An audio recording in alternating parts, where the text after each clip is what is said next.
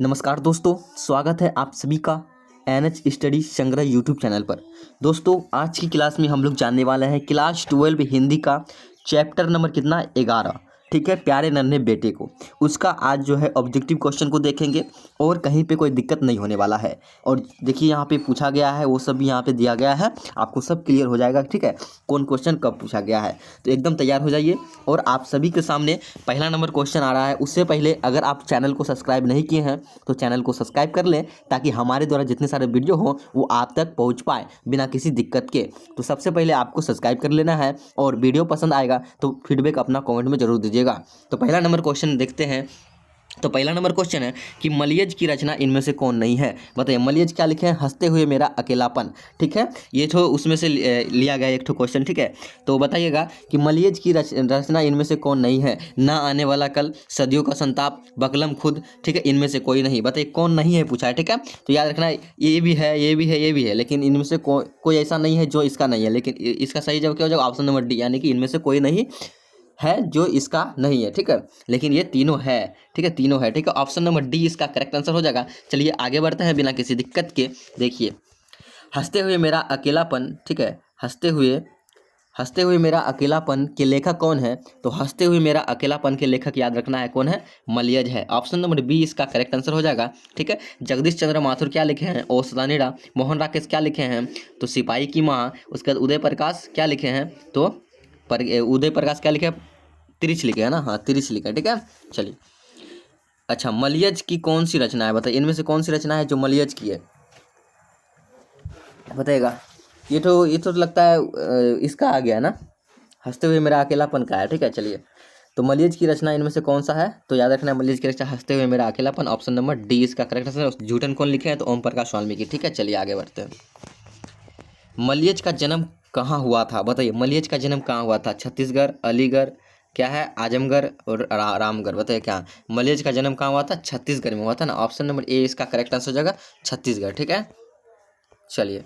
उसके बाद क्या है? मलयज का जन्म कहाँ हुआ था? आजमगढ़। अच्छा, आजमगढ़ उत्तर प्रदेश में हुआ था। ठीक है, ऑप्शन सी होगा इसका। ठीक है, चलिए। मलयज ने किस मंत्रालय में नौकरी की? बताइए, किस मंत्रालय में? कृषि मंत्रालय, रेल मंत्रालय, वित्त मंत्रालय, शिक्षा मंत्रालय। तो मलयज ने याद रखना है कृषि मंत्रालय में क्या किए थे? नौकरी की। तो ऑप्शन नंबर ए इसका करेक्ट आंसर हो जाएगा। चलिए 6 नंबर क्वेश्चन देखते हैं कि मलयज के पिताजी का क्या नाम था। तो मलयज के पिताजी का नाम याद रखना है क्या था? त्रिलोकीनाथ वर्मा। ठीक है, ऑप्शन नंबर बी इसका करेक्ट आंसर हो जाएगा, त्रिलोकीनाथ वर्मा था। ठीक है, चलिए। मलयज के अनुसार किस कर्म के बिना मानवीयता अधूरी है? बताइए, मलयज के अनुसार किस कर्म के बिना जो है मानवीयता अधूरी है? रचनात्मक कर्म, आत्मपरक कर्म, व श्रेय कर्म। तो इसका क्या हो जाएगा? रचनात्मक कर्म बोल सकते हैं। ठीक है, ऑप्शन नंबर ए इसका करेक्ट आंसर हो जाएगा। चलिए आगे बढ़ते हैं। ठीक है, चलिए। मलयज छात्र जीवन में किस रोग से ग्रसित थे? तो मलयज छात्र जीवन में किस रोग से ग्रसित थे? क्षय रोग ना, क्षय रोग से ग्रसित थे। ऑप्शन नंबर सी इसका करेक्ट आंसर हो जाएगा, क्षय रोग या हैजा। ठीक है, क्षय रोग या हैजा, बताइएगा फटाफट। हमको लगता है हैजा या क्षय रोग, हैजा होगा शायद, हैजा, क्षय रोग, हाँ क्षय रोग। ठीक है, चलिए ऑप्शन नंबर सी होगा। ठीक है, इसको थोड़ा देख लीजिएगा। ठीक है, चलिए ऑप्शन नंबर सी होगा, क्षय रोग। ठीक है, चलिए। सेब बेचने वाली लड़की की आयु कितनी थी? 7-8 साल, 10-12 साल, 15-16 साल, 21-22 साल। बताइएगा। 15-16 साल था ना, बताइएगा फटाफट। 7-8 साल। ठीक है, चलिए क्या हो जाएगा? 7-8 साल। ऑप्शन नंबर ए इसका करेक्ट आंसर हो जाएगा, 7-8 साल। सूचना के केंद्र में लेखक को आकर्षित करने वाला अधेड़ व्यक्ति कौन था? बताइएगा, अधेड़ व्यक्ति कौन था? बलभद्र मिर्सा, उसका क्या है? बलभद्र ठाकुर, बलभद्र शर्मा, बलभद्र वर्मा। क्या? बलभद्र ठाकुर। बलभद्र क्या हो जाएगा? ठाकुर। ऑप्शन नंबर बी इसका करेक्ट आंसर हो जाएगा। चलिए 11 नंबर क्वेश्चन का सही जवाब बताइएगा कि निम्नलिखित में से कौन सी मलयज की आलोचना है? कौन सी? तो याद रखें, कविता के साक्षात्कार। ठीक है, ऑप्शन नंबर जो है इसका सी करेक्ट आंसर है, कविता के साक्षात्कार। पेड़ किस लिए काटे जा रहे हैं? बताइएगा, पेड़ जो है किस लिए काटे जा रहे हैं? बेचने के लिए, ईंधन के लिए, घर बनाने के लिए, इनमें से कोई नहीं। तो पेड़ जो है किस लिए काटे जा रहे हैं? बताइएगा फटाफट। ईंधन बनाने के लिए ना, ईंधन यानी कि कुछ संसाधन बनाने के लिए। ठीक है, ऑप्शन बी होगा इसका। ठीक है, चलिए 13 नंबर क्वेश्चन देखिए कि कौन सी रचना मलयज की है? रसातल यात्रा, उसके क्या, हुंकार, जख्म पर धूल, सदियों का संताप। कौन सी है पूछा है? तो सदियों का संताप। ऑप्शन नंबर डी इसका करेक्ट आंसर हो जाएगा। और हुंकार किसका है? तो ये तो हमारा रामधारी सिंह दिनकर का है। ठीक है, इसका ऑप्शन नंबर सी। अच्छा रुकिए, मलयज की कौन सी है?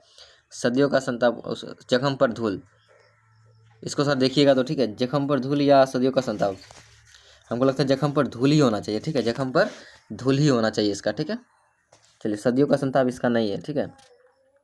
मलयज ने जख्म पर फूल या धूल होता है नामक कविता कब लिखी थी, बताइए। जख्म पर धूल नामक कविता 1973 में शायद ना, 1973 या 71, 1971 में, ठीक है। ऑप्शन नंबर बी होगा, ठीक है, बी इज करेक्ट आंसर। चलिए, मलयज की माँ का क्या नाम, मलयज की माँ का नाम क्या था, बताइए। मलयज की माँ का नाम याद रखना है, क्या था, प्रभावती था ना। ऑप्शन होगा ए, प्रभावती। चलिए, मलयज ने एमए किस विश्वविद्यालय से किया था, बनारस, जोधपुर, इलाहाबाद, पटना, तो हो जाएगा जोधपुर, ठीक है। ऑप्शन नंबर बी होगा, ठीक है, जोधपुर विश्वविद्यालय से जो है उसको एमए किया था। चलिए, जोधपुर या इलाहाबाद, इलाहाबाद से एमए किया था, हाँ, इलाहाबाद से। चलिए, सुरक्षा कहाँ हो सकती है, घर के भीतर, अंधेरे में, पलायन में, चुनौती को झेलने में, तो चुनौती को झेलने में, ऑप्शन डी इसका करेक्ट आंसर हो जाएगा, ठीक है। चलिए, उसके बाद क्या है, देखिएगा ध्यान से कि रचने और भोगने का रिश्ता कैसा होता है, रचने और भोगने का रिश्ता कैसा होता है, द्वंद्वात्मक होता है। ऑप्शन ए इसका करेक्ट आंसर हो जाएगा, द्वंद्वात्मक होता है, ठीक है। चलिए, 19 नंबर क्वेश्चन का सही जवाब बताइएगा कि हंसते हुए मेरा अकेलापन के लेखक कौन है, तो मलयज है, ठीक है। ऑप्शन नंबर बी इसका करेक्ट आंसर हो जाएगा, ठीक है। मलयज का जन्म हुआ था, बताइए कब हुआ था मलयज का जन्म, 1935, 1942, 1944, तो मलयज का जन्म 1935 में हुआ था, ठीक है। ऑप्शन नंबर ए इसका करेक्ट आंसर हो जाएगा, 1935 में हुआ था, ठीक है। चलिए, मलयज का मूल नाम था, बताइए, मलयज का मूल नाम Bharat ji Srivastava, option number B इसका करेक्ट आंसर हो जाएगा, भरत जी श्रीवास्तव। कौन सी रचना मलयज की है, एक चादर मैली सी, भीनी भीनी भीनी चदरिया, कविता के साक्षात्कार हैं, ऑप्शन नंबर शायद सी होगा, ठीक है, मौत मुस्कुराई, ऑप्शन होगा सी, ठीक है, यही है उसका है, ठीक है। 23 नंबर क्वेश्चन का सही जवाब बताइएगा, कौन सी रचना मलयज की नहीं है, बताइए। मलयज की नहीं है, जख्म पर धूल है, ठीक है, कौन नहीं है पूछा है, संवाद और एकालाप, रामचंद्र शुक्ल, सोनू राधिके, सोनू राधिके, ऑप्शन डी होगा, ठीक है, सोनू राधिके जो है इसका नहीं है, ठीक है। चलिए, क्या है, 24 नंबर क्वेश्चन है कि कविता संग्रह है, इनमें से कौन कविता संग्रह है, याद रखना है कौन है, तो जख्म पर धूल ही जो है वो क्या है, कविता संग्रह है, ठीक है। चलिए, उसके बाद क्या है कि कवि हंसते हुए मेरा अकेलापन किस विधा की में लिखित है, हंसते हुए मेरा अकेलापन क्या है, तो एक प्रकार डायरी विधा है ना, डायरी में है, ठीक है। ऑप्शन होगा इसका बी, ठीक है। हर आदमी उस संसार को रचता है जिसमें वह जीता है और भोगता है, यह कथन किसका है, जयशंकर प्रसाद, नहीं, मलयज का है, ठीक है। ऑप्शन नंबर सी इसका करेक्ट आंसर होगा। चलिए, तो इस इतना ही क्वेश्चन था हम लोगों के पास, 26 क्वेश्चन। आप लोग बताइए कितना आंसर आप सभी का सही हुआ है, ठीक है। और एक दो क्वेश्चन देख लीजिएगा, उसमें हम भी डाउट हो गए थे, ठीक है। चलिए, कोई बात नहीं है, हो सकता है गलती, ठीक है। तो मिलते हैं नेक्स्ट वीडियो में। आज की वीडियो आपको कैसा लगा है कमेंट में ज़रूर बताइएगा, और एक सब्सक्राइब करके जरूर जाइएगा, ठीक है। तो चलिए, मिलते हैं नेक्स्ट वीडियो में, तब तक के लिए जय हिंद, धन्यवाद।